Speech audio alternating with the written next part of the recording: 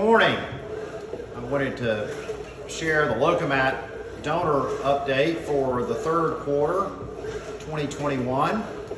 I just got back from Ignacio Montoya's wedding. As I think you know, he lived down in this basement and walked over 650 miles on this Lokomat. It was a fascinating wedding, and I'm so excited for Ignacio. It was down in Miami. It was very interesting. A lot of things happened that really spoke to where we are with spinal cord regeneration, recovery, rehab. He walked down the aisle in an exoskeleton, and we were very fortunate to have a donor make a gift. It was a $70,000 piece of equipment. Tragically, that's been sitting in a closet in the Miami VA since 2016. They've only used it once. They would not allow us to use it because they have nobody trained to use it. And we see that kind of problem over and over again with spinal cord injury, with underutilized or equipment that's not being used at all, quite frankly. And we have to go to the private sector when there are otherwise existing resources because of liability and other issues. Ignacio is also a finalist to go up in space with his new wife Hilda with Richard Branson on October 17th of this year, which will be the fulfillment of his lifelong dream to go into space, to be an astronaut. They filmed the wedding ceremony, which is going to be part of a feature film, which we've discussed before. Very, very excited about that. It was a very moving pinning ceremony. General Ellis is on a presidential commission for the 50th anniversary of Vietnam to recognize former Vietnam veterans, their spouses, surviving family members. And the person who donated the Lokomat was a Vietnam veteran. He and his wife just broke down in tears. We had a beautiful ceremony in the church after the wedding. We are also going to talk to Richard Branson, as I said, about paying for the movie, which I think would be a perfect partnership if he's interested. We also have a conversation on Friday of this week with the leadership of the X Prize. And that's so critically important because the Miami project's raised over $500 million for a cure. The Shirley Ryan Abilities Lab has raised over $500 million. The person who held the exoskeleton and walked Ignacio down the aisle was a PhD in rehab who's got 40 employees, who does this for a living, who lives in Miami. And he confirmed what I suspected and what we've experienced already with the Miami project, Shirley Ryan Abilities Lab, and others.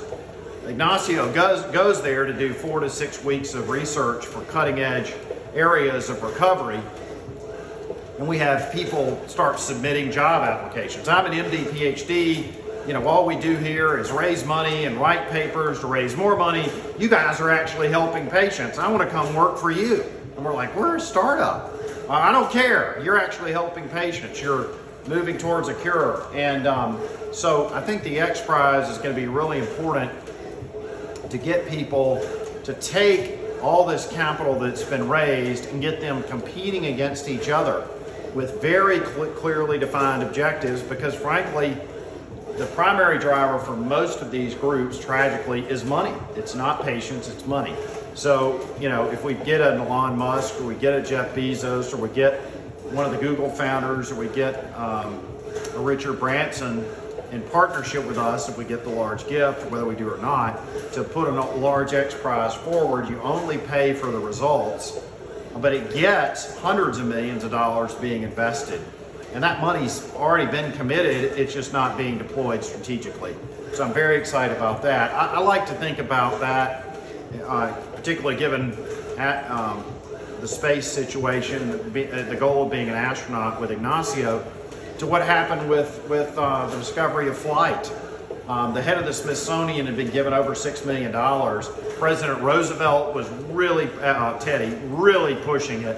He was partnering with the military, he had everything he needed, very arrogant as well, and kept making all these promises about creating successful airplane or flight. And the Wright brothers just absolutely took him out. 2 bicycle mechanics who spent less than $1,500. The same thing happened with what was the ancestor of the X Prize, the Ortiz Prize, which Lindbergh won for flying across the Atlantic. We all know his name today, but if you looked at the field for that $25,000 prize, he was absolutely the least likely to win. And this small group of innovators out of St. Louis did it. The same thing has happened with NASA. Obviously, we landed on the moon, returned safely to the Earth, met President Kennedy's goal, but it was really driven by public-private partnerships. I talked to the head of space science and technology in the House, Lamar Smith from Texas, Congressman, and he confirmed that. But then look what happened when Jeff Bezos and Richard Branson and Elon Musk stepped in, and the private sector innovators, in their case with almost unlimited capital. But what they're actually doing is identifying the best innovative breakthrough technology and research, purchasing it, aggregating it, and creating common goals and vision. And that's exactly what needs to happen for spinal cord injury. I am getting an endless pool in October/November, so that'll be in my next update. Can't wait to tell you about that. And really, really excited about our partnership now with what used to be HARPA, the healthcare equivalent of DARPA, or the Biden administration is calling it ARPA-H.